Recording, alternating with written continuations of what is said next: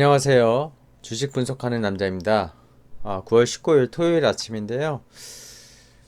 뉴욕 증시 또 새벽에 9월 18일이죠. 그 뉴욕 증시 새벽에 마감한 뉴욕 증시가 3대 지수가 모두 하락 마감했고요. 상대적으로 기술주들이 또 하락이 컸었던 것 같습니다.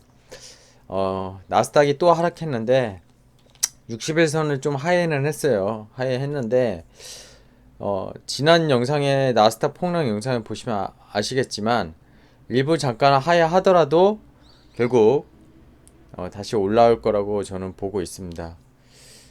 나스닥 지수나 기술주가 좀 더 하락하는 이유는 뭐 여러 가지 이유를 지금 갖다 붙이고 있지만 뉴스에서는 결국엔 많이 올랐기 때문에 가격 조정이 S&P 500이나 다우지수보다 더 많이 되고 있다고 보고 있습니다. 물론 일각에서는 그 이제 코로나로 인해서 뭐 기술주들이 더 많이 올랐었던 것들이 밸류에이션이 높아지다 보니까 결국에는 지금 미국 경기의 회복은 더 늦게 진행이 되지만 회복세가 나타난다면 결국엔 경기 민감주로 즉 경기 민감주 또는 가치주 이런 것들로 시각이 변할 수 있고, 그러다 보니까 나스닥은 좀 더 하락하고 다우 지수는 오히려 오를 수 있다.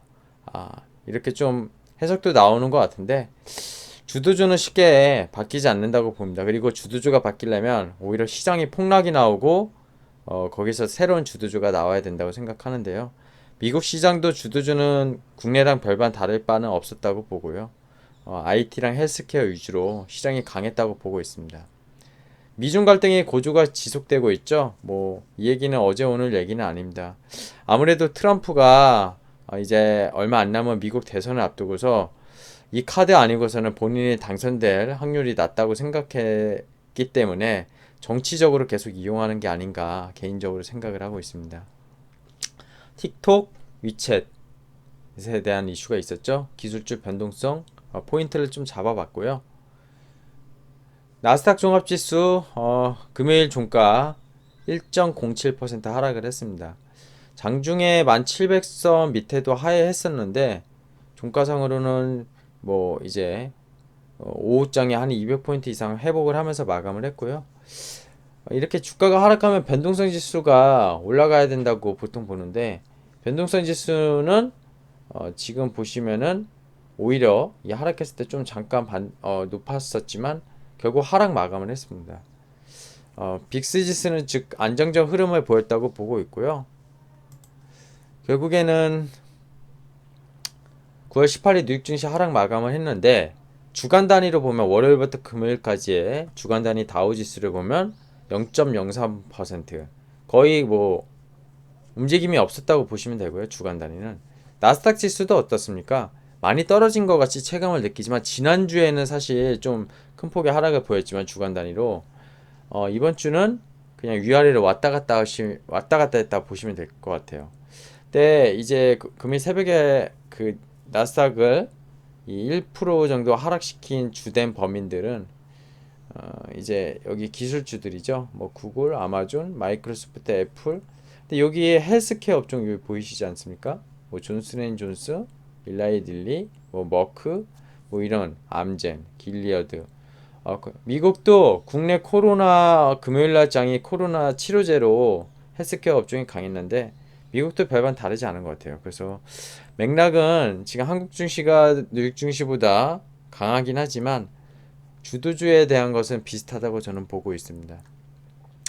하지만 다음 주도 그리고 미국 대선 전까지 나스닥 기술주들이 그동안 제가 어제 영상이었죠. 그 기술주들이 정말 YTD로는 어마어마하게 올랐어요.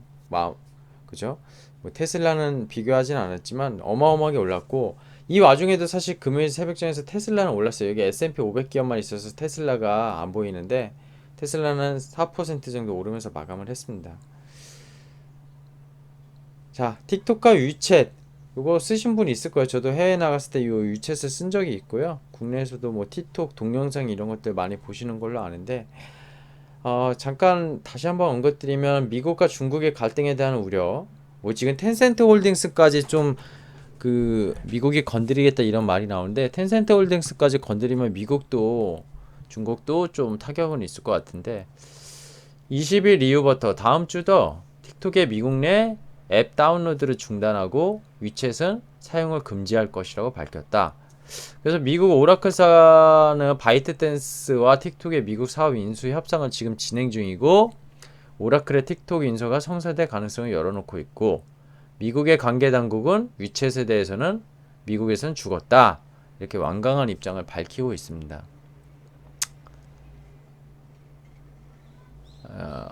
결론부터 말씀드리면 변한 건 없습니다. 계속 말씀드리지만 변동성을 이겨내야지 더 좋은 시장이 열리는 거고요. 매일 주식 시장이 이렇게 초록색 그래프로 그러는데 상승하는 가운데도 계속 조정은 나올 수 있고요. 하락하는 가운데도 기술적으로 반등도 나오고 이렇습니다. 주식 시장은 생물이라고 계속 말씀드리는데 매일 상승과 매일 하락하는 장세는 없어요. 아무리 위기가 와도 매일 하락하지는 않아요. 아무리 좋은 장세라도 아무리 좋은 유동성 장세라도 매일 상승할 수 없어요. 종목이 아무리 좋아도 매일 상승할 수 없고요. 수급적인 요인, 뭐 차익 실현 물량, 뭐 이유와 갖다 붙이면 여러 가지 이유가 있을 수 있습니다.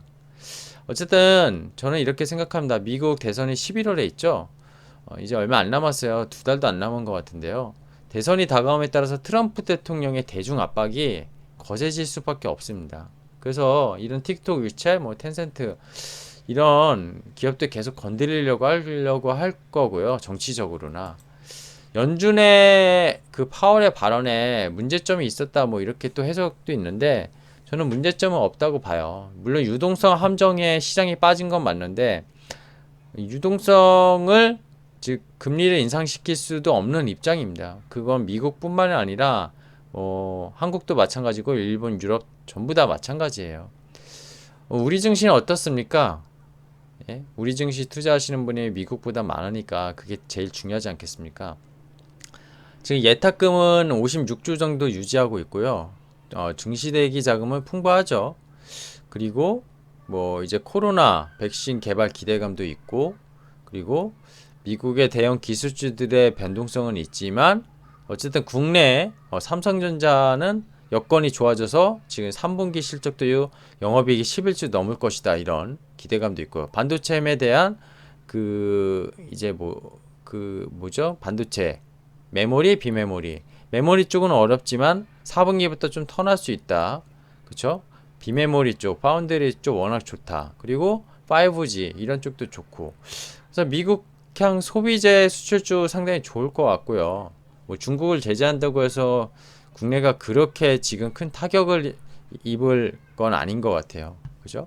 그리고 오히려 중국에 대해서 TSMC나 뭐 이런 쪽 견제하는 게 오히려 국내한테는 조금 더 잘못 말씀드렸네요. TSMC가 아니라 스믹이죠, 스믹. 예, TSMC는 대만이고, 즉 중국을 견제하는 미국의 입장이 국내 반사 이익도 분명히 얻을 수 있는 그런 약간의 좋은 이슈도 있는 것 같아요. 어쨌든 정리하자면 나스닥이 또 하락했다고 해서 겁낼 거 없는 것 같고요. 60일선이 일부 잠깐 하회할 수 있지만 다시 회복될 거라고 보고 있고 미중 갈등은 미 대선 전까지는 고조될 수 있지만 변동성을 이겨내야지 더 좋은 장세가 나타난다고 보고 있습니다. 9월 19일 오늘 토요일인데요. 날씨가 되게 가을 날씨 되게 좋아진 것 같아요. 그래서 좀 코로나지만 마스크 쓰시고 산책도 좀 나가시고 그러면 좋을 것 같고요.